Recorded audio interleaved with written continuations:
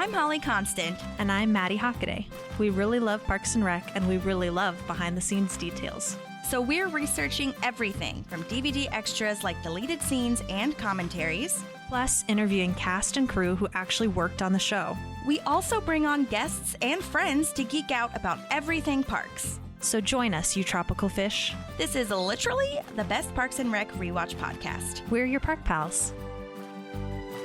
There's a park and some pals, and there's also therapy too.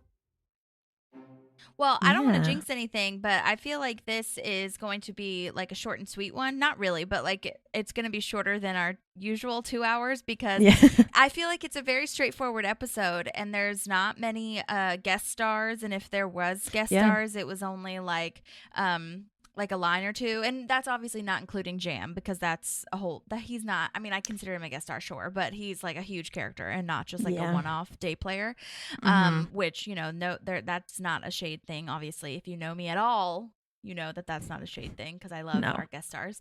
But yeah, I feel like there wasn't much craziness happening, so we're really just introducing a new character and getting their dynamic set up, but yeah, so I hope that it's short and sweet and you can get back to your baby. Yes, thank you. Okay, go ahead. I was just going to tell you because I wanted to tell you when we were together. I don't know if you caught any of the Olympic opening ceremony yesterday. I saw Celine Dion, but oh my God, I know, heart-wrenching. Dude, I cried. Beautiful. I know. She was perfect, wonderful. The pianist that was like moved almost too was like by her was extraordinary. Oh my gosh, loved it. Yeah. But it was on in the background. I went to a friend's house last night and they had it on in the background. And I did see some of I kind of want to watch the whole thing because I feel like there were some really great performances that I didn't catch. We watched it from beginning to end yesterday. And I enjoy the Olympics. It was the best one I've ever seen in my entire life. I don't think they've ever done an opening ceremony outside of the stadium. Wow. Where they light the cauldron.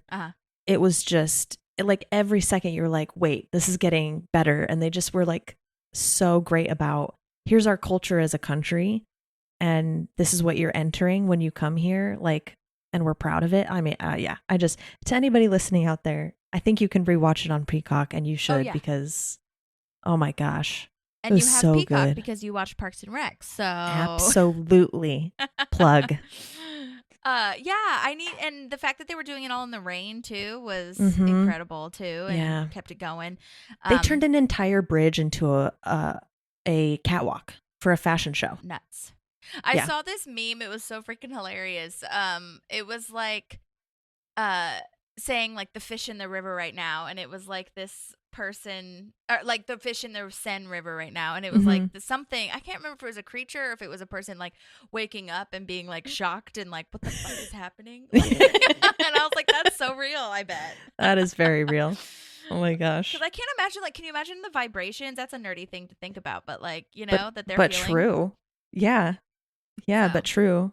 So much movement because they had other stuff on there other than just the boats with the athletes. Yeah, totally. What was your favorite part? Like, what should we all keep an eye out for? Oh gosh, what a great question. There was a moment. Okay, so I don't want to spoil anything, but there's a very wonderful American artist that performs. Okay, and then right after they perform like a Broadway jazz routine. They go into the can. There's a little bit of time between them, right? But the can. And then it goes into, what is it? Do they do like opera? I don't remember what they do. But then they go into metal. Oh. And they have all these headless Marie Antoinettes in the windows of this huge like chateau looking building and this metal band playing. And you're just like, how many different genres are we gonna hit? And you're also just like, how cool is this that they're taking every facet of everything? So was it all the same person? Great. For what? In that little like montage? With the running dude or what? With the like you said, an American singer first, and then it was the metal band and stuff. Was it all the same like people, or it was just like one right after the other? No, yeah, it was one right after the other, but I think they introduced some countries in the middle in between each one. But But they were all in different parts of the city. Okay, gotcha. The reason I ask is because Brett actually said, my brother-in-law said that he loves metal music, and he said that one of his favorite French metal bands played. So it might have been them. I'm assuming that's who it is. Yeah. Yeah. So that's awesome. Okay, well, I'll have to keep an eye out. Yeah, do it. And take a look. So good. Anyway. Amazing. Yeah. Okay. All right. Well, season 5, episode 3, How a Bill Becomes a Law, written by Dan Gore of Brooklyn Nine-Nine fame, who we love, and obviously everything else ever, and directed by Ken Whittingham, who has done so much incredible work. He has directed a lot of parks before, too, so great team here. And, I mean, I feel like Dan and Ken, pretty much every, like, comedy thing / show in this universe, like Modern Family, Good Place, I feel, Brooklyn Nine-Nine, New Girl, that kind of stuff. Ken Whittingham was also really had a hand in Girlfriends, the show, and so like pretty much everything that you love, I feel like they had a hand in, or like especially Ken. Ken has directed at least one episode of like every single comedy show ever, and it's that's amazing. awesome. So, yeah, great team. But since I feel like I've talked about both of those guys like ad nauseum, and usually I do a whole thing, but I feel like with these, I don't really need to do multiple like summaries about them because we've talked about them so much and we love them so much and we know who they are. So I think I'm just ready for a summary whenever. I absolutely love it. I think you're right. Okay. Leslie is beginning to understand some of the things she might have to do to get stuff done in government. Chris starts a 311 line in the Parks Department that puts Ron and Andy to work. Ben and April try to take a special road trip. Yay. I know. Yeah. Yay. See, I feel like it's very straightforward apart from like introducing these new character dynamics. Oh my God. Great Ron episode. Speaking of which, I know. What a beautiful start to a beautiful story that's going to happen. Oh my God. Yeah. I'm so excited. These guest stars, like the actual actors themselves, I mean, they are so phenomenal. So phenomenal. I cannot wait to dive in. One of them is super. Yeah. Yeah. One of them is super. Yeah, I'm so lame. Okay. All right. So this episode starts with Leslie video chatting Ben, and she's in her new city council office. I love that she has a wall of inspirational women, and she is in the wall of women herself, which I love. I love that line. That. Yeah. I'm big enough to admit that I'm often inspired by myself. Absolutely. I love that confidence, and I think we should all see a little bit of ourselves in that. Like, I know. We should all be inspired by ourselves at some point. I know. And I used to have in my old office, I used to have like kind of a wall of women that I love too. And I feel like I should do that in this office as well. And then put my own picture on there.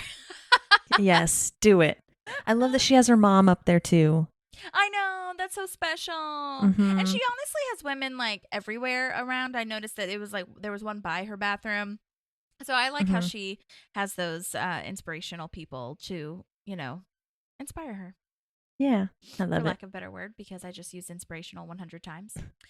That's okay. Then she has the time zone, the clocks, even though Pawnee and DC are the same time zone. But, like, obviously, she's trying to model it kind of after, like, the White House vibes. And I still love that, though. I think it's great. My mom and Randy, actually, when they lived in Singapore, they had a clock for every time zone that their kids lived in. Oh, so they had one special. for Singapore, and then they had, like, 2 or 3 other ones, and it was that was really cool. So that gave me those kind of vibes here, is that she wants to feel close to Ben even though they're in the same time zone. It gives her some sort of like closeness. So totally, I agree. Love it. I agree. And then we get to the crazy part where she's excited that because she shows Ben that she has a private bathroom in her office, and Jamm is in there with everything exposed. I love that they have his junk blurred. It adds to it. It totally adds to it, and I don't really remember it being so prominently displayed. Yeah, they lean into this season, because Ivan and I also watched the woodworking episode last night when Ron wins his award, and Tammy's just on full frontal. Yes, too, like totally, and so I'm like snapping her fingers, like look at it. So, oh my gosh, yeah. So it's like they just really lean into that, like blurring out, because it's like, nobody's having to actually be out on display, but it's the comedy of it is great. Absolutely, so. And it's also like the bleeping of the of curse words. You know what I mean? Like it just adds to that. Oh my God, so good. Everything, but like what I love so much about this is that like everything about this introduction is so Jamm and like how he's going to be the rest of the time that we know him, and it's disgusting. And his first like couple of words are talking about how he'll take his liquids in here and his solids down the hall, like so gross, so like inappropriate and weird, and it's so him. It's so character him. They knew who he was the minute they got him on screen. Yeah. And I think that's pretty great. Totally. And I mean, reminder that last time in Soda Tax, we when everyone was voting, Jon Glaser's character of Jamm was technically there, but it was played by a different actor, and he was not Jamm. So they did not have him like fully formed then, but now he is just like ready to go. it's yeah. So off to the races immediately. Oh my God. And a little breakdown on Jon Glaser. He is a writer and a sketch performer, really well known for Late Night with Conan, which I don't know that I super knew before. I mean, I kind of had an idea that he was a sketch performer and a writer, obviously, and a comedian and everything. But I didn't really know that was like his first kind of claim to fame. But and then he was also, which I totally forgot. I can't believe I forgot this because I guess it's just been a minute, but he was in Girls, the show Girls on HBO. With Lena Dunham, and he plays like the neighbor who's like cracked out, drug addicted, whatever. And that was really I'm sure fun. He'd be great at that. Totally. He's also created shows on Adult Swim, which I'll need to check out. One's called Delocated and one's called Neon Joe Werewolf Hunter. So I definitely need to look into that. And then he's written a bunch of like written on a bunch of late night shows, talk shows, variety shows, like Dana Carvey show, The Daily Show, Conan, obviously. Jenny McCarthy had her own show at one point, and then he wrote on that as well, which is wild. I had no idea. And then just as far as his like early career, he was a cast member in Chicago, Second City, with Rachel Dratch and Scott Adsit, who, if you watch 30 Rock, plays Pete on that show. So he's totally in that world, and he knew a lot of people before he came on the show because of his Chicago days, I think, and also just because he was kind of in the comedy writing world and, you know, Conan and all that kind of good stuff. So, but yeah, I was so looking forward to his entrance, if you will, and I really wanted to talk to him, but he is repped by CAA, which is the Creative Artists Agency, and that is like top tier famous people that do not have their contact information on there. Wow, and like that's not always the case, but like usually if they're repped by CAA, that's not going to happen. But he's repped by the same agent that has a lot of Abbott Elementary people too. So I thought that was really interesting. So I tried, I researched, I clicked on everybody's names, but I couldn't find a contact. So maybe I'll message on Instagram one of these days. Who knows? Yeah, there are some good Jamm episodes coming up. Specifically, the one that I would love to have him for is, I'm not going to remember the name of the episode, but when Chris has to referee between him and Leslie. Oh yeah, wild. That's a great episode. That's very true. That's very true. Or like when he is when Tammy is like manipulating him. Yeah, poor Jamm. Oh my God. That's when you really start to feel some sort of sympathy for Yeah. Awful. Anyway, so that's Jon Glaser. So glad that he's here now for Jamm. And I also love that we end this by saying, she's like, no, you can't have my bathroom. You can't go in my bathroom at all. Like, you can't use it. And he's like, your loss. And I was like, before she said it, I was like, how? Yeah, that's really funny.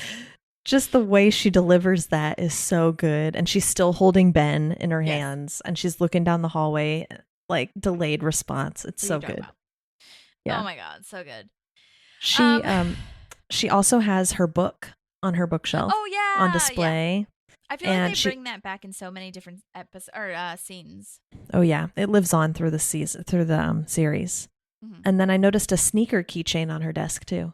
Oh, I missed that. Cool. Yeah, interesting. Like, was it attached to keys, you think, or no?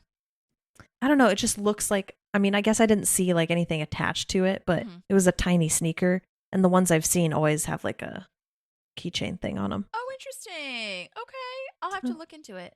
Or I'll have to rewatch it. There's so many freaking details. It's insane. Yeah, I feel that way when we get into I have a note about that when we get into the parks department. Okay. Yes, can't wait. Well, now we are at the parks office, and Chris is telling us about his psychotherapy. We learn about Richard Nygaard for the first time. I love these kinds of character things, which we'll talk about later, but like we never actually meet him. We just hear about him from many characters too, which is lovely. But I think it's funny when he says like you can never share too often or too much, and I'm just like, I don't know if I agree with that. For friendships anyway, or like for coworkers, like with your therapist. Okay, sure, yeah, we need to talk about shit. But and then he turns right back around and says, like when Jerry says that he's gone to couples therapy, that's too much, Jerry. That made me laugh. I love Donna's line, keep us out your bedroom. I know. I love that so much. The delivery. And it's so cute because I just feel like Jerry is always trying to be like connected and vulnerable and, you know, and no one sees the merit in it or like respects him for it. It's so sad. I know. Poor Jerry. But anyway, so Chris is introducing, like you said in your summary, the 311 idea where citizens will call about problems they're having in the town and the parks department will solve them, which sounds like Ron's nightmare. Like, I cannot believe that he is sitting there. Goes along with this. Yeah. Yeah. I can't believe he's not in his office. Yeah. Like with his, doors closed and everything. Crazy. But anyway, so now we're on Pawnee today, unless you have anything else to say about the parks department.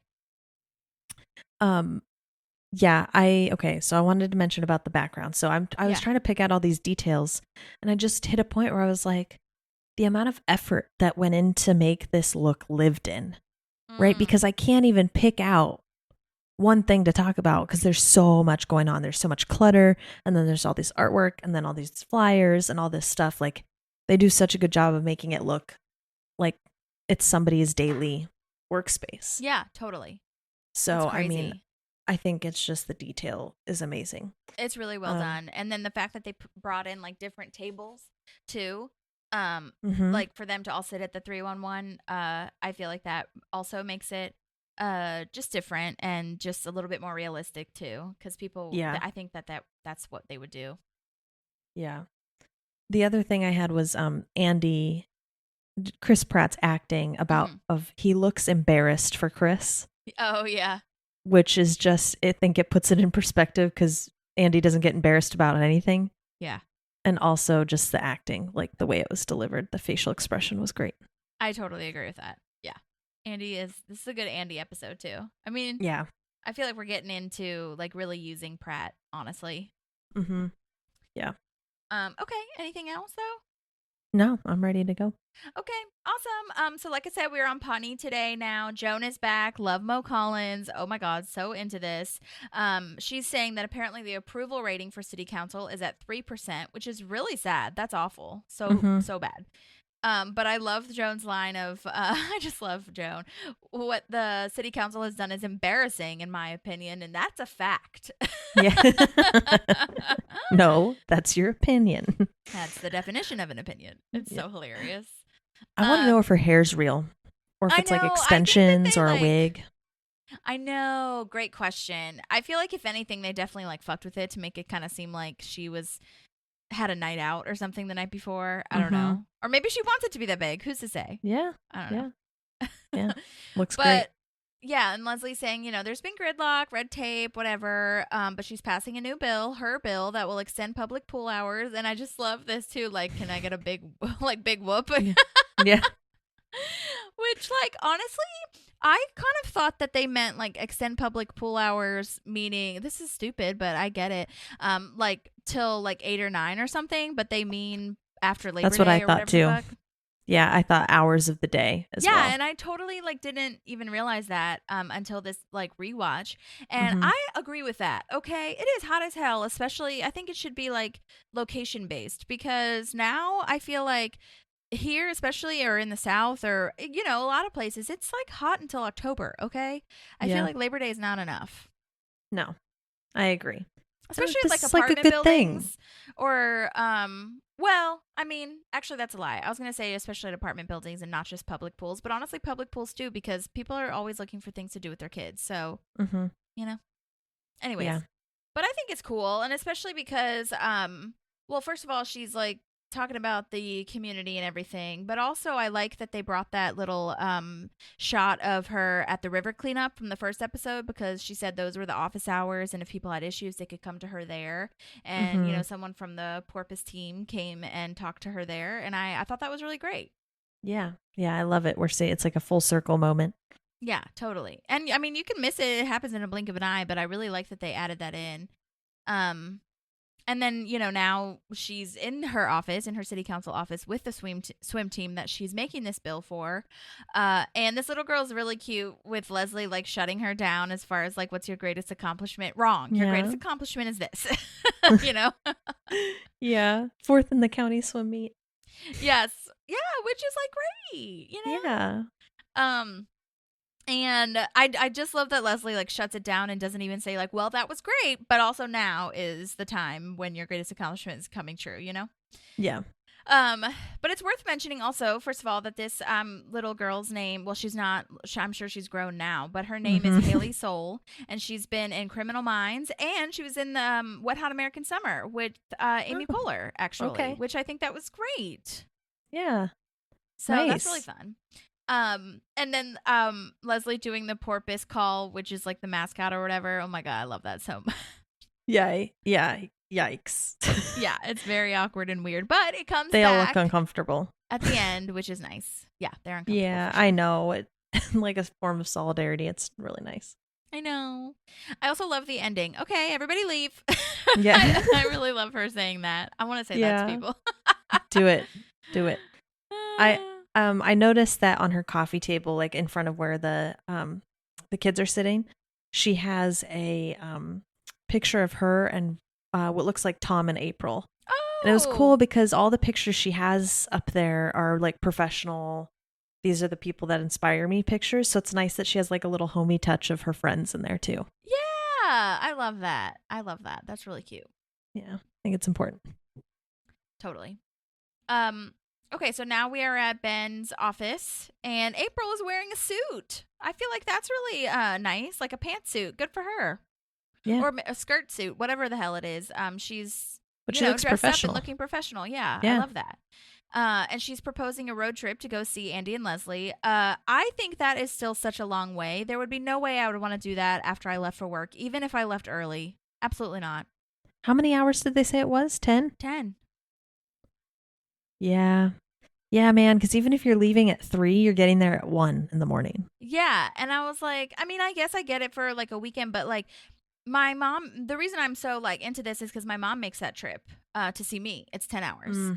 Wow. And we just recently had her, she didn't do it this one time because she stayed later and wanted to get home, but we just recently like, she started stopping in like halfway, like at a hotel, and it makes such a huge difference. As far as like how stiff you get. And if you're doing it by yourself, like you're the one driving the whole time and whatever. And yeah, it's just insane to do that for only a weekend to me, but also, like, I didn't even look that up. I know Pawnee's not real, but I guess we could do, like, Muncie it's southern to, Indiana. Yeah. D.C. Yeah. Let's see. Like, you know, it says 8.5 hours. So I guess that would make sense if Pawnee was a little bit further from Muncie. But anyways, yeah, there's a lot of places in Central America, not Central America, you know what I mean? That are like 10 hours away from everything else. Yeah. But anyhow, so I just thought that was worth mentioning. But that is nice. And then Ben's line of jam out to some sweet tunage. Oh gosh, Ben is just cringy in this last couple episodes. Yeah. But I like that we're showing who he is and like his, it's self. He never really, he definitely like matures in certain ways, but he never loses his dork side, and I love it. I love that too. Yeah. Also, we learned that Ben has a sister. I think for the first time, I feel, because he says that line about April's the sister she never had because he never had because the sister he did have is not like insane, creepy, and scary. That's interesting. Yeah. So anyway, okay, now moving back to the Parks Department with the 311, if you are ready. Yes. Well, Rana's talking to Diane. I don't think we know it's Diane yet, but we're talking about a pothole. And so that's exciting. And Jerry can't get his phone to work. And I love Donna's joke, though, and like how funny she thinks it is of like, call 311. Like to get IT there to fix Jerry's phone. I thought that was really funny. Oh my gosh, I love it. I don't know if you noticed the wire management is so bad. If you watch it back, you're like, someone's going to die of an electric shock. Oh my god. The amount of wires that Especially they have Jerry piled. handling it. I know. Oh my gosh. Yeah, the first thing you see, I've never noticed it before, but now that we're obviously like looking for things, when it pops up, I'm like, oh my gosh, look how many wires. Is that all plugged into one strip? That's going to be bad. Awful. Oh my god. So the person that Ron was talking to about the pothole like keeps getting transferred back to him because Public Works won't answer, all these things. I like that Ron calls Andy Andrew. I don't know why, but I just really appreciate that. It's like kind of cool. And then he says, get your lunch, some water, and a 40-pound bag of asphalt. They're gonna go fix this pothole. Ron's taking it into his own hands, and I think that's really cool and great for him. Honestly, I don't know if he would have done that before. Maybe he would have because he enjoys that almost. Yeah, but yeah, he's gonna enjoy this more than being on the phones for sure. Totally, that's so true. Yeah, But and I think when he sees a problem, he wants to fix it. Yeah, absolutely. His patience is so low, though. Like, she only called twice, and he's like, well, screw this. I'm going to go do it myself. Yeah, totally. So, Donna's reading 50 Shades of Grey, by the way, which we don't technically find out until she's on the phone later, but I think it's worth mentioning now because you can kind of see the cover of it. Yeah, you can see the cover, yeah. And she, this is like a hot topic right now in this time when this is being filmed. I think this is probably the same season when we see Phyllis reading it in The Office. Oh, yeah, you're probably right about that. That's true. Oh, my God. Yeah, this was a huge deal. Huge deal. Oh, yeah. Crazy. It's a big thing. And then Jerry getting a call that was meant for 911. Oh, my God. Worst person to have answering your 911 call. Yeah, because he gets so flustered. He's not like, oh, I can forward you to 911. It's, I'm going to have to fix this. Oh my God. Well, and yeah, I mean, I think it's just like the person on the other end was so like flustered too and freaked out. So I don't even think they heard him say, no, you need to call 911, you know? Right. Yeah. Well, anyways, now we're in the car. April and Ben are in the car trying to get out of the parking garage, and they're stuck in there because of the presidential motorcade. April honking is the worst, most childish thing ever to me. I was like, I would be so annoyed, I feel. Yeah. Well, reaching over and doing it too. And yeah. Also, side note, I know presidential motorcades take a while, but I didn't think they took this long for how they're saying it. Because it seems like it's several hours. Yeah. It should be like 20, 30 minutes maybe. Yeah. I mean, I guess it could have been 20 minutes, but I feel like it was way longer than that, the way that they're talking. Oh, no. It's got to be hours because they were worried about running out of the gas. And they're, it sounds like it was hours. Yeah. But we got stopped because Biden was in town last September. And I remember we sat there for probably 15, 20 minutes because they blocked the road off well in advance before he's going to actually drive by. Right. But yeah, we were not there for that long. Yeah. I don't know. So. Very strange. Mm-hmm. But anyway, I did look up the guy who plays the parking garage worker. His name is Tyler F. Anderson. He's been in CSI, Shameless, a bunch of others. His last IMDb role was in 2018, so I'm not sure if he's maybe doing commercials or still, like, auditioning. I'm sure he is. But, good job to him. I did reach out to his agent. I'm just telling you all the tea. And he was like, I think they said that something along the lines of, like, he's going to pass, and plus it was only, like, a line, so they didn't think he'd have much to talk about. And I was like, I didn't say this part, but I was like, you'd be surprised. Okay. Yeah. First of all, what people can say. And secondly, I mean, that just shows that, like, not everybody wants to talk about it, I guess. Because there's a lot of people that had one line that send in like 20-minute voice memos because they're talking about their memories and they just had such fond, like, thoughts about it.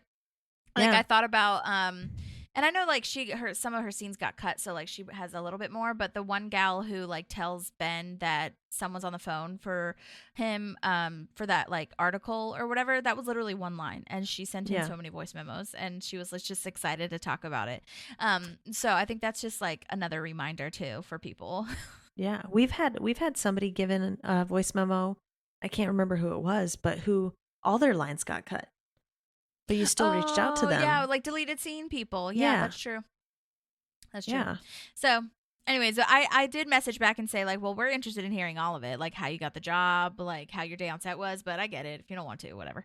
Yeah. So anyways, moving on. There we are. I'm wondering if there's a Volkswagen sponsorship here. Oh, maybe. Because that's what their car is, and then I only was able to see another logo of another car in the car port, but it was also a Volkswagen.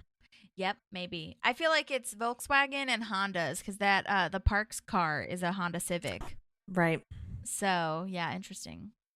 Probably, honestly, you know.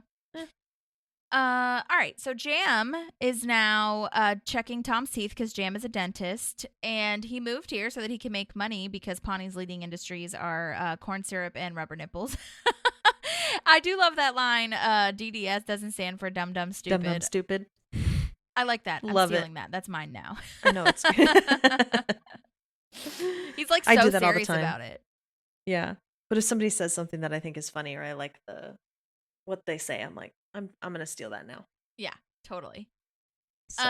Anyway, he's wearing also like an old fashioned dentist outfit, and let me just tell you, I have never seen a dentist wear one of those like in my lifetime, and I don't know if that is just like an area thing, but even when I went to the dentist as a kid, and my dentist now just wears like a nice button down, like he does not wear a dentist suit. You're talking about the white coat?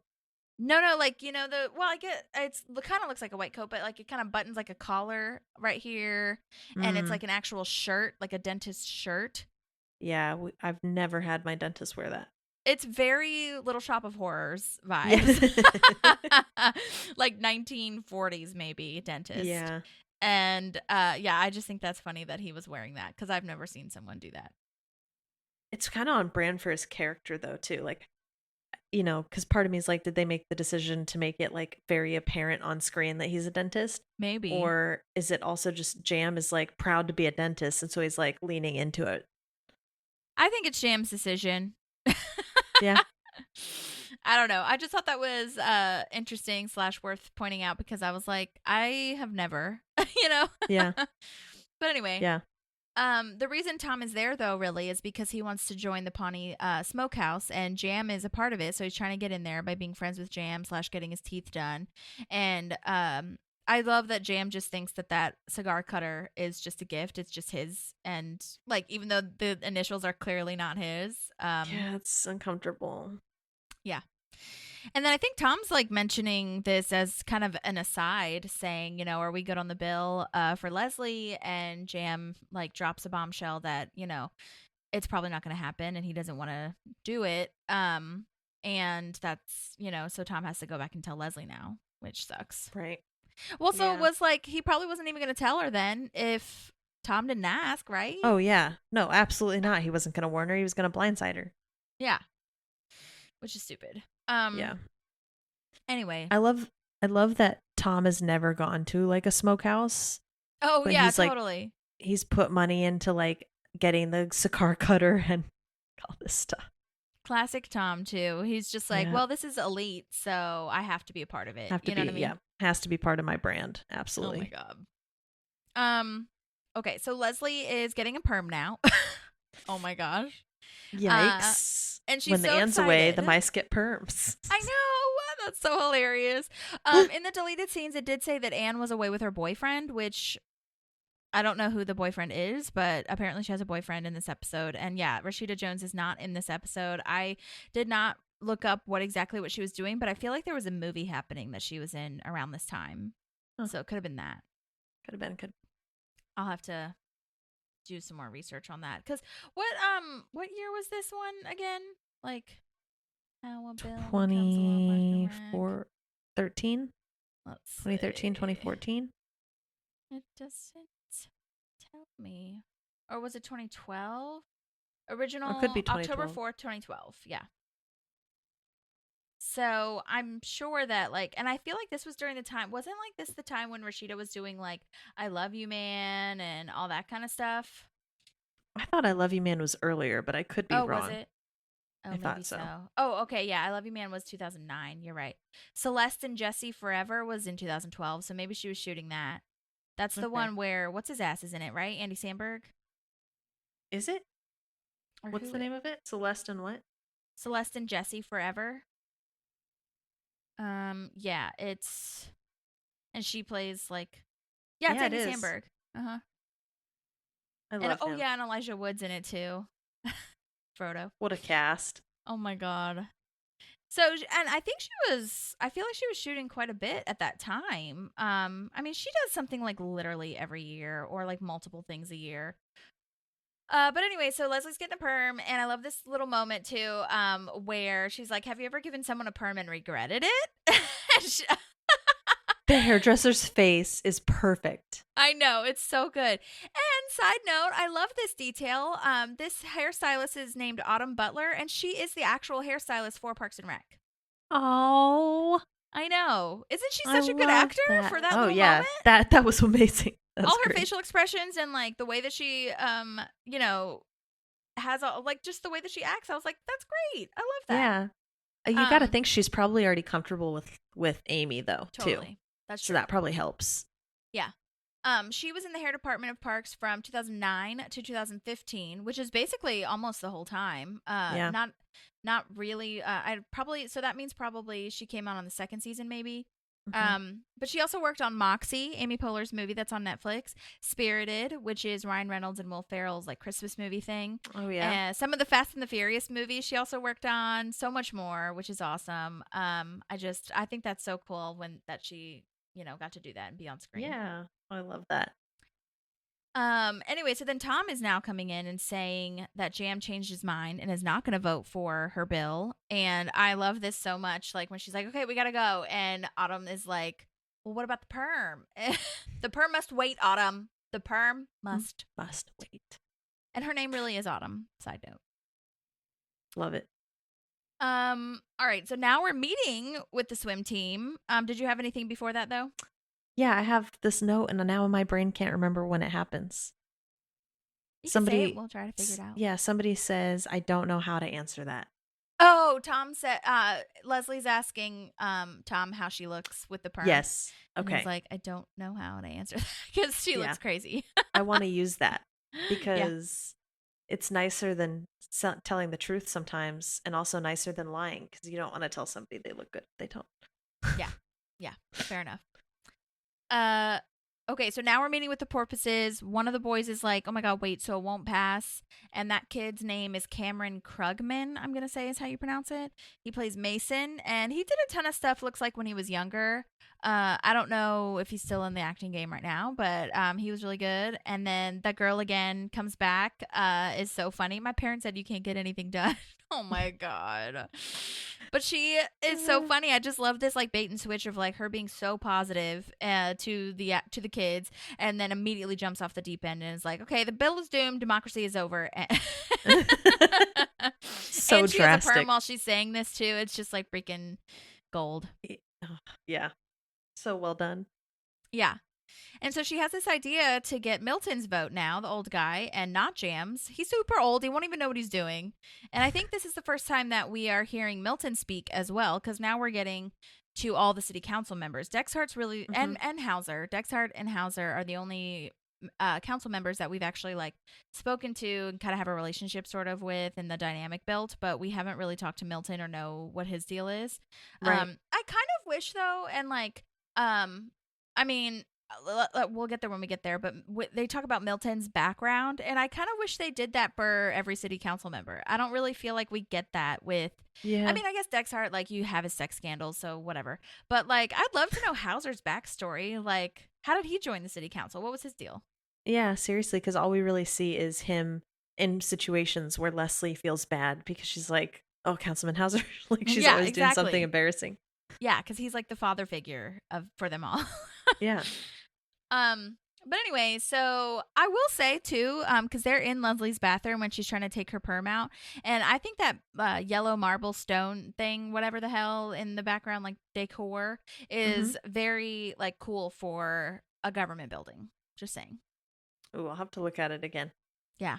I noticed that because I was like, wait, where are we again? And then I was like, oh, duh. It's this bathroom that's hers that we haven't ever seen the inside of before. So. Right. Anyway, okay, so now Andy and Ron are at Diane's house, and we're meeting Diane's kids for the first time, which is lovely. I love how serious Andy is, like so sweet and serious about taking this like really deeply when they say you have to ask permission to come to their kingdom, aka their lawn and their house. It's so cute. Yeah, he does so well with the kids here. Like, this is such a wonderful Andy episode because we're seeing the side of him that's actually thoughtful and... Yeah, because we always just think of him as this like klutzy, like just flies by the seat of his pants guy, and he's doing a lot for other people in this episode, and it's really cool. I agree with that. And I mean, I think it's just like so, which we do that all the time anyway, but I think it's also really interesting to see that he is a kid, so he's going to get along with kids / know how to handle or like play with them. You know what I mean? So that's really interesting. But yeah, like you said, I think that's a great point that this time he is also being like, you know, thoughtful towards what Ron wants / could see that Ron like wasn't going to do for himself. You know what I mean? So that's awesome. Yeah. Zoe and Ivy, Diane's kids, are played by Sadie Salazar, who plays Zoe. Salazar, to have that last name, oh my God, after Harry Potter came out. Can you imagine? Wow. That's a great name though. I know. Love it. And then Ivy is played by, gosh, I want to say, I wrote Ryan Lee, but I feel like that's wrong because that's a boy's name, but maybe it is a girl's name. Maybe Ryan. It could be a girl's name because I love when a girl's name is not really that. You know what I mean? Like it can be, you know, both genders, all the things. Yeah. Rylan Lee. Rylan. With an L. Rylan Lee. Okay. And yeah, that not only the boy's name thing, but I was like, I feel like I would have remembered that because that would have been really cool. Right. Either way, sorry about that. Rylan's a cool name too. Yeah, and you know, I love, like I said, I really love when like a typical guy's name is a girl, like Casey, Morgan, like those kinds of things, or Elliot on Scrubs, that kind of thing. Or like when I put when my cat's name is RJ, you know what I mean? But I had never heard of Ryan, so I was like, maybe we should start naming girls Ryan now too. I've met a girl Ryan. Oh, nice. Okay, cool. Yeah. If you are a girl Ryan, write in, please. And I'm so sorry that I assumed the other thing. But it's not a laughing matter. I am sorry. But her name is Rylan with an L. And it looks like both of them have acted since, but I don't see too much, so I'm not entirely sure. But they were really funny, and I'm so glad we start to see them in this episode, like kind of get on Ron's like soft side, kind of, and then we kind of build from there. But yeah, and this like whole arc for Ron is starting right now, which is amazing. Yeah. Oh, I'm so excited. Yeah, totally. And Andy, like, immediately starting to play tag with them is just really hilarious. So, love that for them. Your tax dollars at work. Right, exactly.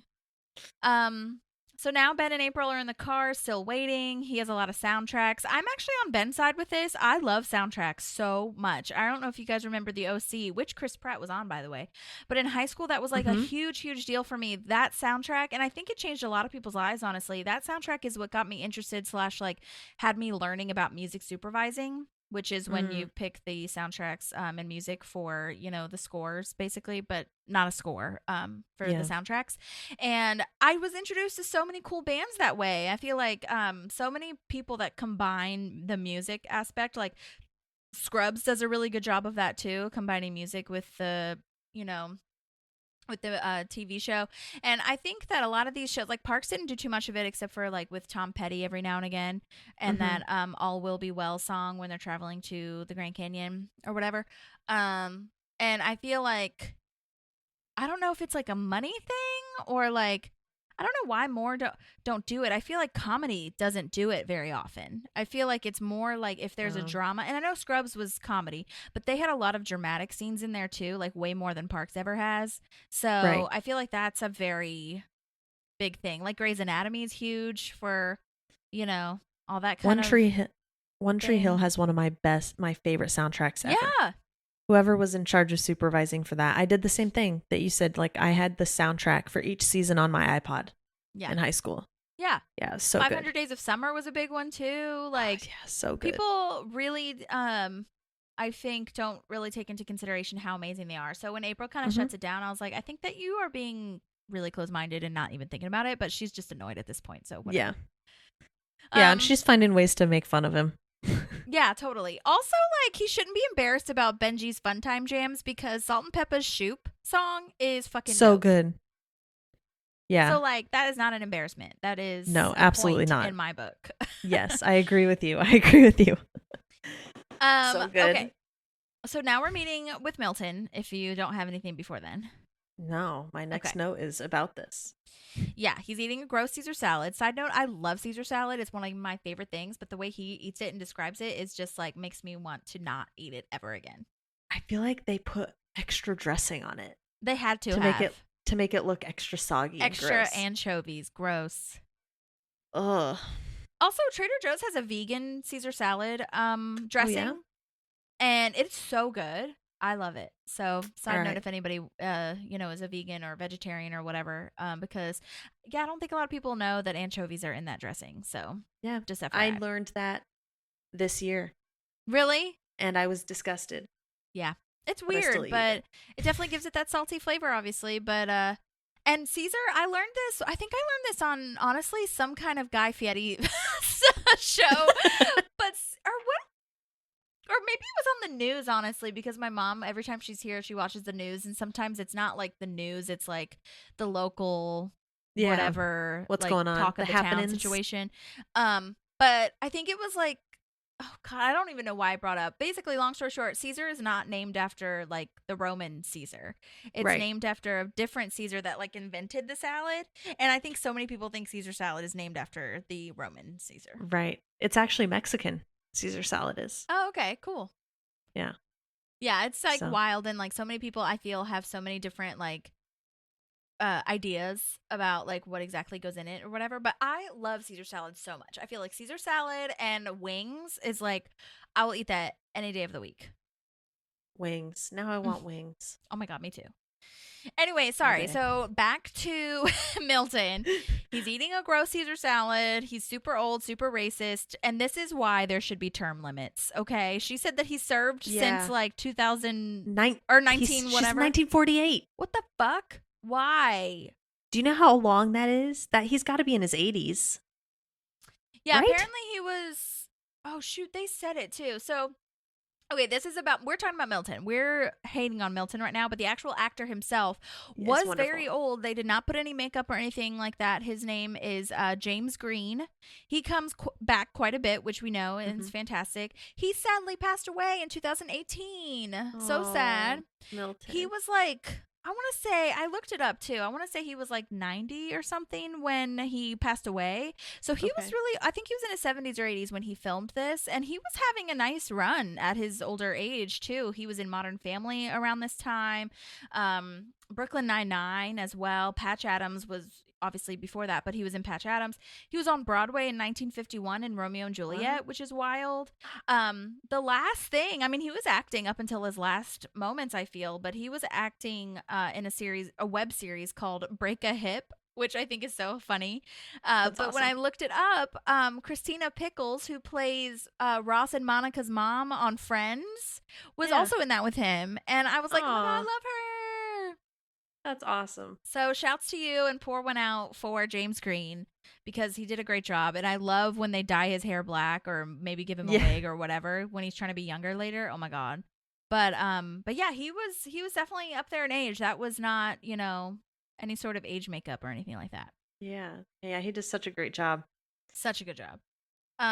Which also begs the question of like, how did they keep him safe when he fell, when he was trying to kiss Leslie? Like, I wonder if that was like a stunt double or something. Oh, it could have been. Yeah, anyways, that's true. Because even falling on a pad, you're still falling. You know what I mean? Yeah. Yeah. Anyway. Love and hate that Leslie eats the salad and makes Tom eat it too. And I love the line of, you can really taste the ignorance. It's pronounced anchovies. And it's so smart. It's so smart. Because he doesn't even know what ignorance is. Yeah. He's just, oh my God, so smart. Yeah, he's still back in the 40s when he's trying to deintegrate baseball. Oh, yeah. Oh, my God. Say that again because I talked over you. Go ahead. No, you're okay. I said he's still stuck in the 1940s where he was trying to deintegrate baseball. Oh, my God. So. And that, like. That's not okay. Not okay at all. The Dixie crap party. Oh, my God. Vomit.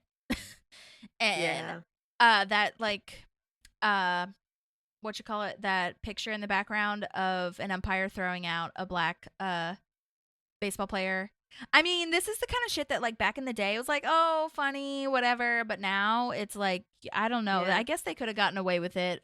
But it's like, you just can't think too hard about it because we've already been thinking so hard about it. So the comedy just evaporates immediately once you start to feel like, oh, this is real. That's not a joke. Yeah. You know what I mean? Yeah. Anyhow, now I'm back at Ron fixing the pothole, if you are. Yeah. Okay.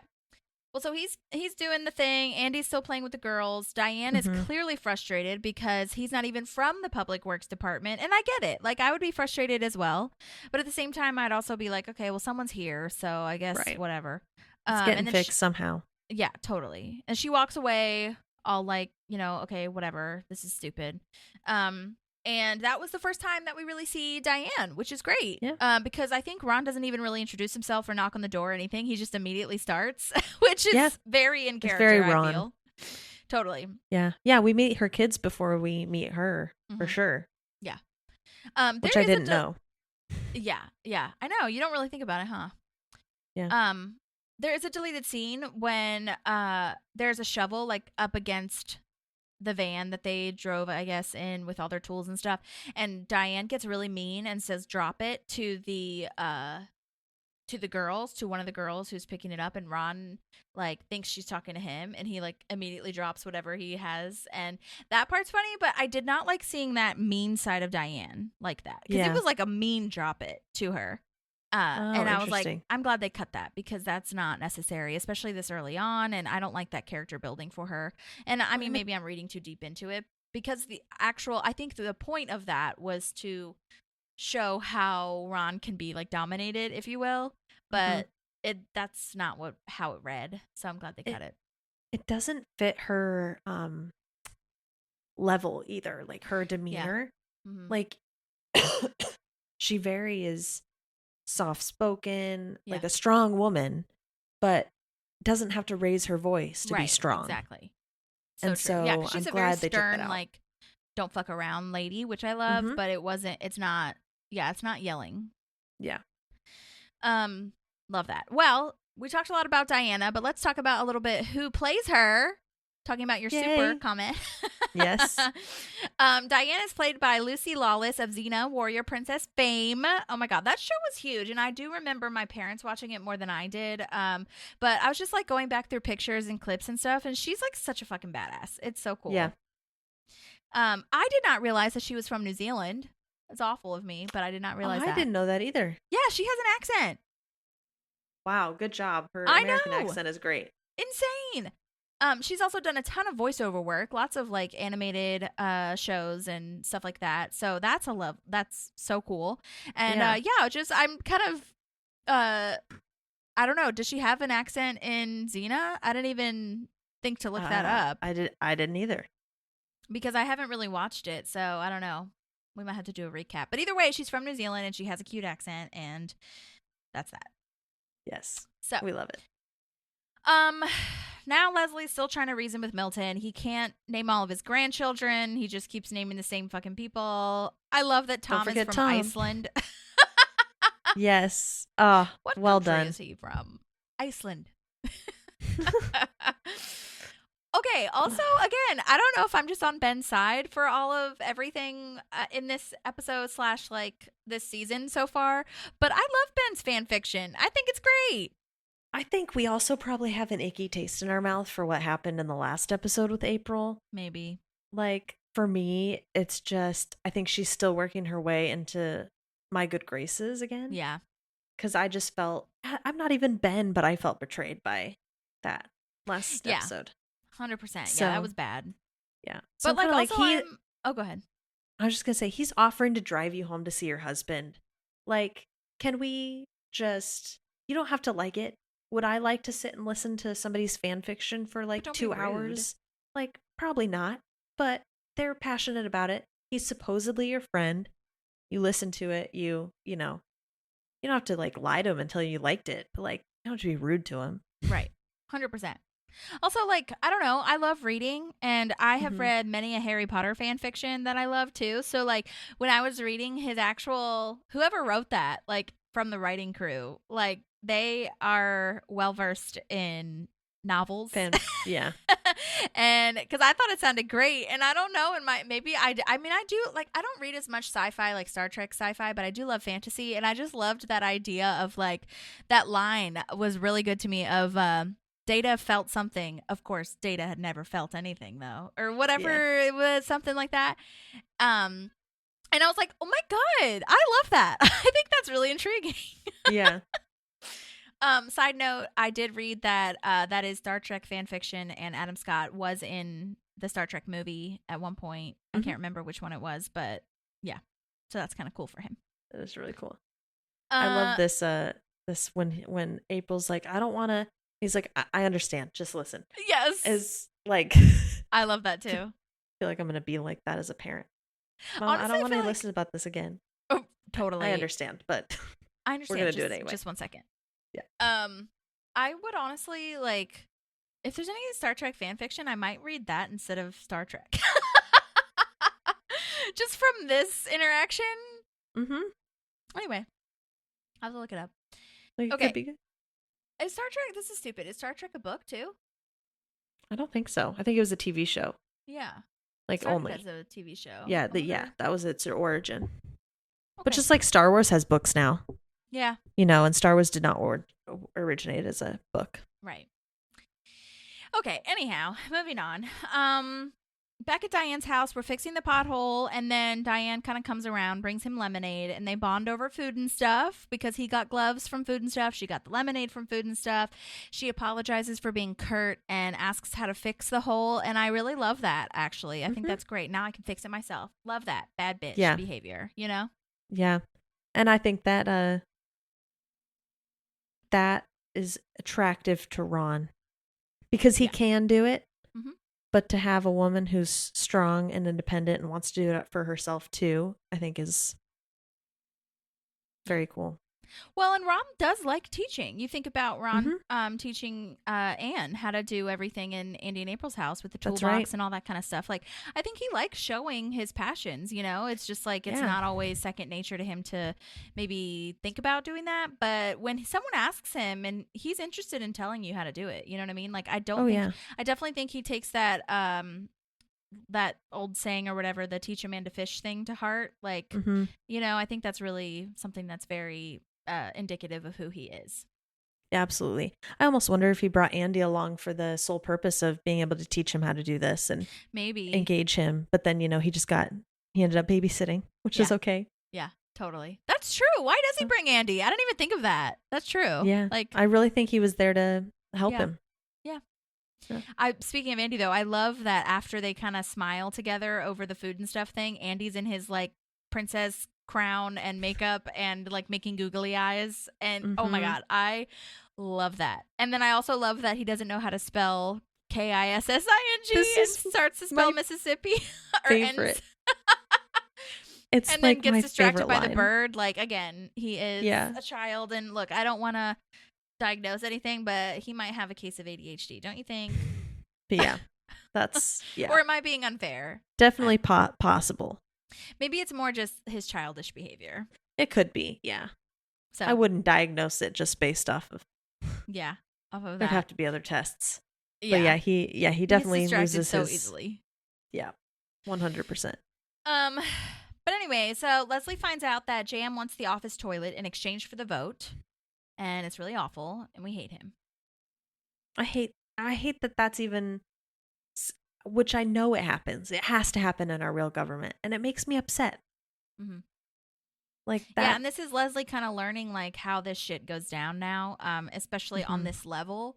Because in the parks world, there was kind of, you know, that energy. But I think now we're seeing just a lot more different, like next steps, next level, next tier of how this works to get something passed. Yeah. It's always like a tit for tat, quid pro quo situation. So, yeah. Yeah. I love that Andy's princess name is Princess Rainbow Sparkle. Yes. It's so lovely. I love that so much. He has to correct Ron. Yes, exactly. And the girls really want to make Ron a princess, and Andy says that it would make Diane happy. And I love that Ron gets all high school defensive of like, what? Why would I care? Like, shut up. Yeah. Shut up. It's so cute. Which shows us that there is something there. Mm-hmm. For sure. Oh my God. And then I hate this. Leslie goes back to Milton and he tries to kiss her. Shall we kiss? And then this is where he falls down and asks us if they can kiss with tongue. Because she's like, okay, I'll do it. We can kiss if you want to. Oh my God. Gross depiction of politics and men, and I hate them. Yeah. Yeah. Anyway. I hate all of it.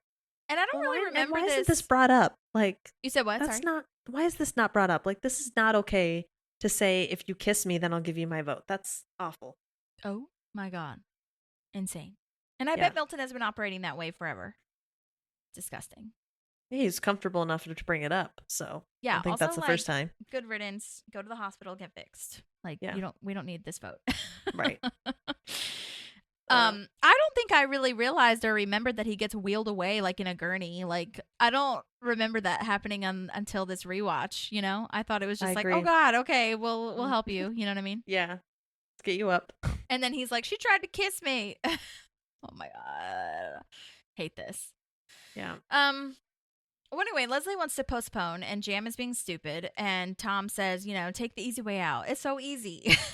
Just give him what he wants. Yeah. I love that, too, this whole thing between Tom and Leslie of, like, she says she hates the government, and then immediately takes it back because he's like, you don't mean that. God, Tom, you know me so well. Love that. So good. And now we see that back at Diane's house, Ron does give in. And I love that the girls are like, more rouge. It's so funny. And Diane laughs so hard, and Ron takes such offense to it. And it's kind of sad, but it's totally, like I said, it's total high school. But also just in general, like when you have a crush on somebody as an adult even, like it's embarrassing because you thought you were doing something cute that maybe she would like, and then she laughs at you. And And it can be so discouraging. Yeah. So discouraging. True. Oh my God. I also love that is such comedy gold too. It's kind of like, it just reminds me of like when Wayne Wilson, I think is his last name, Wilson, for Dwight. He talks about all the time the commedia dell'arte or whatever it is, like, the really high artsy form of acting, like kind of like well, I don't want to say clown, but kind of like, clown type leveled up clowns, if you will. Oh my God, I don't know how to describe it, but basically that's kind of what this reminds me of, with his like hard face, hard acting with this makeup on. It just reminds me a lot of like that juxtaposition of like the two theater masks of like the sad face and the happy face. I just thought that was really lovely. Yeah, that's a good point. That's interesting. Yeah. Okay, so now we're back with Ben and April, and the cars are finally moving. The motorcade has gone. They're trying to get out of the parking garage, and they ran out of gas. I totally feel this, screaming and honking. That would be the worst. I would do the same. Yeah. After sitting there, which I agree with you, I don't think we're sitting there for 20 minutes. There's no way. Yeah. Like, it feels like hours. And then to be like, now we can't go anywhere because we ran out of gas. Cool. Awful. Hate it. Councilman Hauser comes back, which is lovely, and has a little moment. And then the porpoise call comes back also, because we're now in City Hall, voting now, and Leslie is stalling for time because this porpoise call that they didn't used to do, like you said, it was like this solidarity moment. And she's now trying to negotiate / bribe Jamm. Ethel Beavers is hilarious also, of like, fine, because she makes her read the whole bill. Yeah. Also, like, she gave him way too much. The toilet was enough. Okay? You did not need to get Invisaligns and the parking space.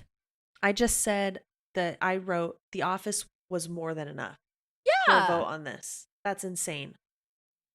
Hate that. Yeah, she shouldn't have given up more. Yeah. I agree. I totally agree with that. There is a deleted scene where at the pool, when they're like, filming and talking to the, saying that their bill passed, she's wearing the Invisaligns. And I'm kind of glad they cut it because it seems weird. But yeah, she can't really talk through the Invisaligns or whatever. And I get that that's funny, but yeah, we didn't need it. I hate Jamm. Yeah. No, I mean, this, it makes me so upset because, I know she's doing it for the kids, but the kids have to know that sometimes you don't win either. Yeah. And that's okay. I'd rather you win without having to forfeit everything. Some morals. Yeah.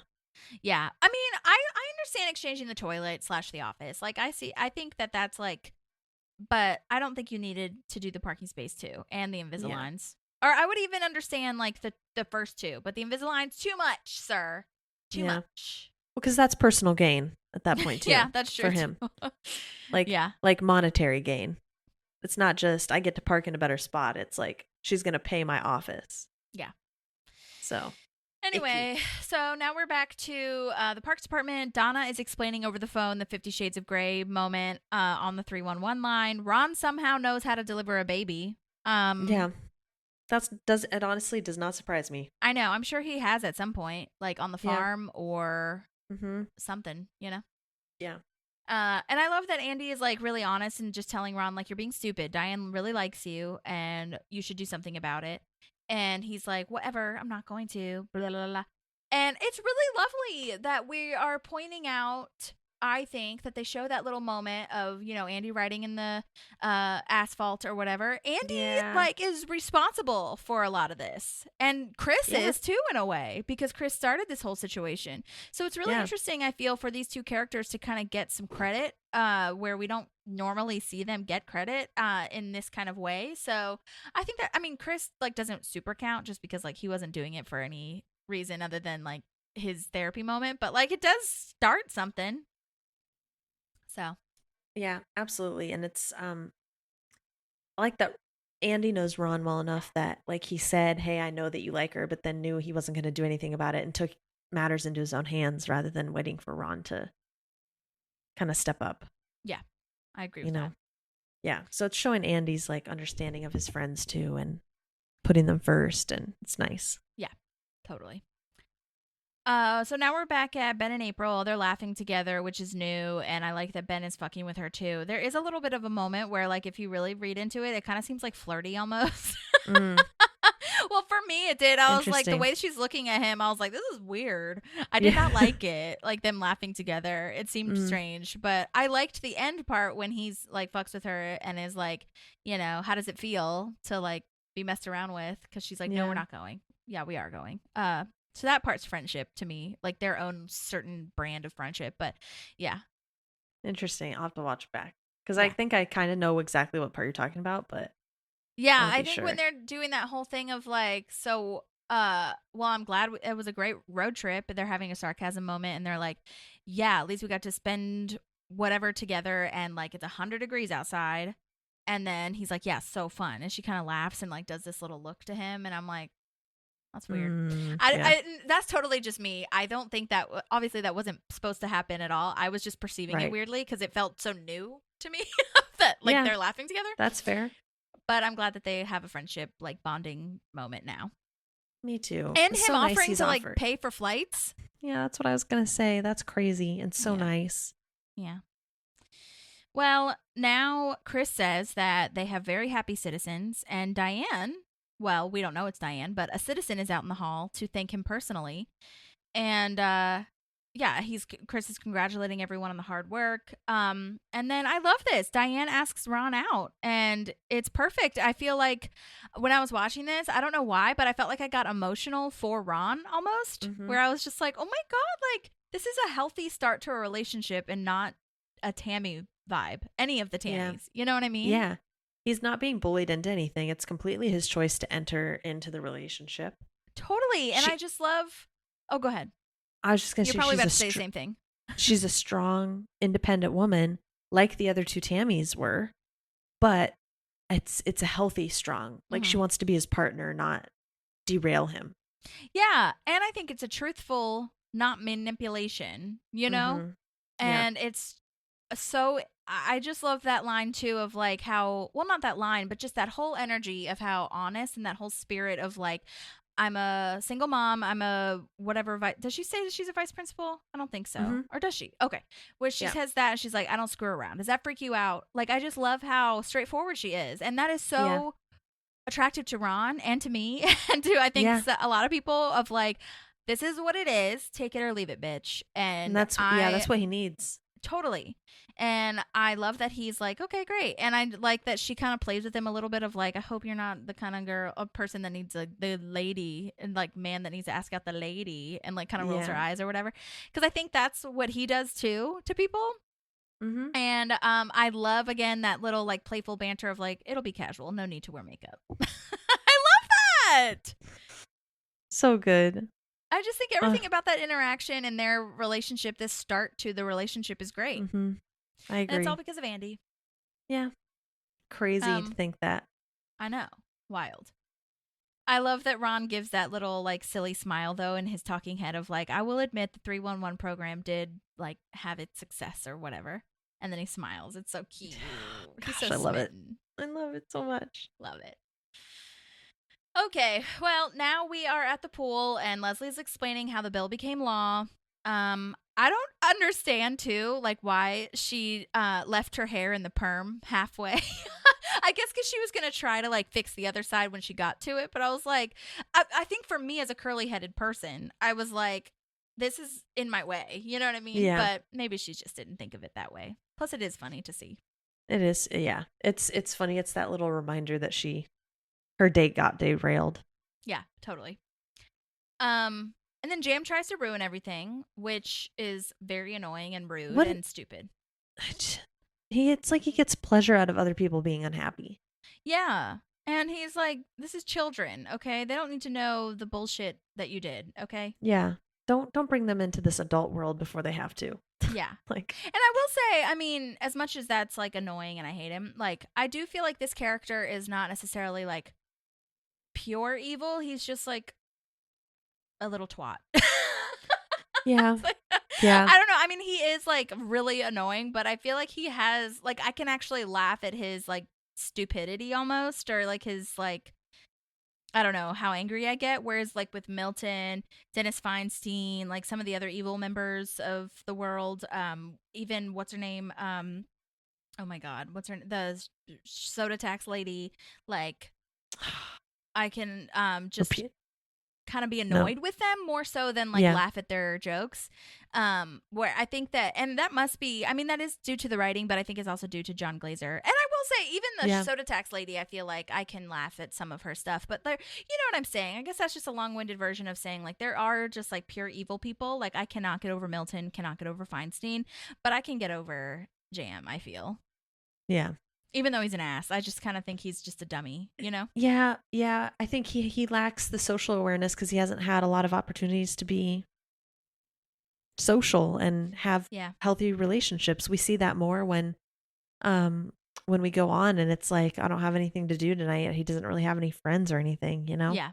Plus, they just like give him, and I'm speaking to him as like a full series. Maybe in this first episode, I'd be annoyed with him, but he's just like it's such a good illustration / commentary on just like dummies, almost like these like weirdo dummies that like never got any attention almost, and now he's feeling good because he makes a lot of money as a dentist and he has some position of power in the city council and whatever. And I just feel like it's just funny to kind of laugh at now.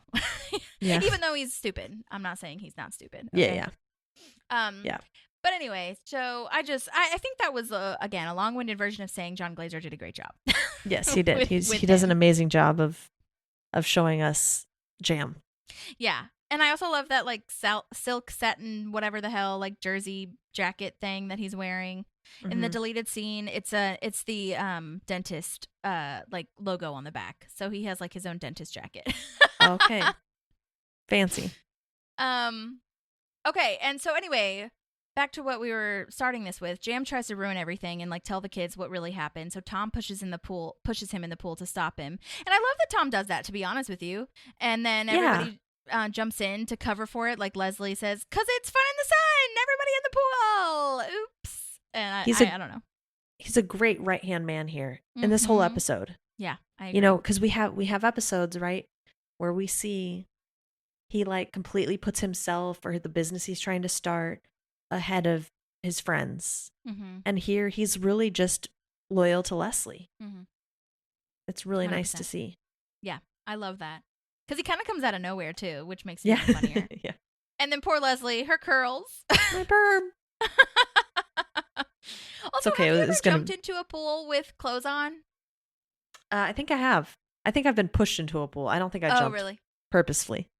I was trying to think of it when I watched them do it, because I feel like it happens in TV shows like way more frequently than it might happen in life, unless I'm not living the right life. But I don't think I've ever jumped into a pool with all my clothes on, like, purposely. I've been around pools, though, like 75% of my life with swim team and everything. Yeah. Like, and I lived at the pool in the summer. So I remember I don't know who did it. I cannot tell you the situation, but I remember feeling very heavy. Yeah, I guess I just like every time I'm at a pool, I'm already in my bathing suit. Yeah, like I'm never around the pool in my clothes unless like one time I think I've gone with my mom before when like I wasn't feeling good or something. But other than that, like I feel like I'm already there. So good I don't know. Move. Anyway, I just You're thought safe. that was yeah, just interesting. But I have heard stories of people in high school that had like their phones in their pockets and got pushed into the pool, and I was like, oh, that sucks. Oh, that does suck. So be aware. Yeah. Anyway, I think that was a great end to the way that the bill happened. You know what I mean? And I'm glad that it all passed. And I'm glad that I guess she, as the tag shows, now she has a pretty decent office, I would say. And she's showing Tom that they can wave across the courtyard together, which is cute. This is almost better anyway because she can see her team. Yeah. And she's if she's closer to Tom, that means she's going to be like closer to Anne probably too, and all that stuff. And Leslie, this is really nice. This is Leslie's way of like paying Tom back for, what he quote kind of gave up, even though I don't think that Jamm would have allowed him into the smokehouse anyway. I don't think that would have happened. No, it wouldn't have. So but anyway, so Leslie turns her office into a like Tom cigar club. Essentially, they get those super cool robes, which I would love to have a super cool robe. Oh my like gosh, that. I know. I want one of those. Me too. Engraved or not engraved? Embroidered with your name. Yes, like a little monogram moment. I'm on board with that. Oh, and then a throne-looking chair situation that kind of looks like what they would have at the smokehouse. I love her line. He's a punk. But I'm not worried about him. He's a punk. Talking about Jamm. I think that's great. It is. Yeah. And I just think it's so hilarious where Tom takes his first puff and he's like, I do not like this. Yeah. He doesn't even know what it tastes like. Oh, I love that line. And I do too. You realize that he, kind of like I said earlier, he's put so much money and effort into this being part of his persona, and he doesn't even know if he likes it. I know. Yeah, he just thinks it's elite, and so he must be a part of it. Yeah. Also, it's probably super not allowed for them to do that in there. That's true. I didn't even think of that. Oh my God. So true. Yeah. Well, I still love the robes and I would like one. And I was also going to say to Tom, I know that there are cigar shops that have those, like, they don't have the robes. I know what he wants. He wants more of the elite, like, membership thing. But most cigar shops have, like, big, poofy leather chairs and like the vibe that he's looking for. In fact, some cigar shops even have like bars, too, like so you can have your whiskey or scotch or whatever with your cigar. So like I know what he's looking for, but like he can get that elsewhere. You know what I'm saying? Yeah. And like a lot of those cigar shops too, like there are regulars there that are basically members anyway. So and you can get a discount if you sign up. So like you can just do that, Tom. Yeah, you have other options. Totally. I haven't, I actually really like cigars. My dad smoked them when I was younger. So like I kind of grew up around them and I always liked the smell. And so like whenever there was like a bachelor party or like, I remember my friend had a party and it was like very kind of like old school, like jazzy type of vibes. And they asked me to pick up cigars cause they didn't know what like brand to get. And that's why I know that about the cigar clubs. Cause like there's one across the street and I don't really smoke anymore. But yeah, it's a whole thing. So, I mean, you can definitely have that energy if you'd like that. Just saying. Yes. Yeah. But anyway, I mean, that was all I got. Do you have anything else? No, my last note is that line. I do not like this. I do not like this. Yeah, so I mean, pretty straightforward episode, like I said, and I think we're just setting up all these dynamics, these new characters, which we're shaking shit up, you know what I mean? Like, now that we have new environments, and love that Ron is getting an arc to kind of play with, so that's going to be really fun for us, but yeah, I mean, I guess all I can say is that if you haven't followed us on Instagram, follow us on Instagram. It's just Park Pals Podcast. Bonus pods are now free because I just don't have the time to be as frequent as I'd like to. And so I'm not going to make people pay for that, even though it was like mega cheap anyways. It was literally like 50 cents a day. So whatever. But I'll just do them whenever. And hopefully we can start getting some more guest stars on and stuff like that. Like I said, I did watch the deleted scenes for this episode, but there wasn't really enough intrigue for me to play them for you, so maybe there will be some next time, which honestly I'm kind of glad, because I think now we're getting to the point where, like, well, I might be speaking too soon, but now I think we're getting to the point where they know what they want to put in the show, and they know the time constraints, and we know who we are in season 5. So anyway, yeah, and don't forget to rate and review us. Share this with, somebody. Share this with your Parks and Rec fans, because we just want to grow the universe. And I don't think there's any... Oh, if you haven't seen Inside Out 2 yet, starring Amy Poehler, go see it. It's so good. I'm sure it'll be out on streaming soon, too. But love it so much. And it is, if you are an anxious person or put any sort of pressure on yourself, you will feel the feels. Oh, that's all I gotta say. Love it. It's great, and I love how they show things for the kids to be aware of them. It's so lovely, so good. I love the first one, so I'm excited to see a second one. Yeah, you'll really like it. I think that's all the things that I can think of that like parks people are on. I usually like to think of other things that people are doing, and I'm sure they are, but I think that's it right now. I watched a show on HGTV last night. On Max with Donna. Retta hosts it. It's called The Ugliest House in America. Oh, yes. I have heard of this. Yes. Yeah. So that was pretty good. Yeah. Yeah. They're really short. So it's not like anything, crazy. Like Property Brothers is usually like 40, 45 minutes. Yeah. Fixer Upper is. But it's kind of like the House Hunters length. So get in there, and it's good background TV. And there's some things where you're like, who signed off on this house being built? Yeah, 100%. Oh my god. So yeah, HGTV is its own land, I feel. I love it so much. Makes me feel like I'm at home with my mom. Oh, that's nice. Yeah. Well, guys, thank you so much for listening if you've stuck around, and let us know if you have any questions. But otherwise, we will see you next time for season 5, episode 4. Can't believe that it's, season 5 already, but kind of can at the same time. So we'll see where it takes us. And thanks for listening. See you next time. Bye. There's a park and some pals, and there's also therapy too.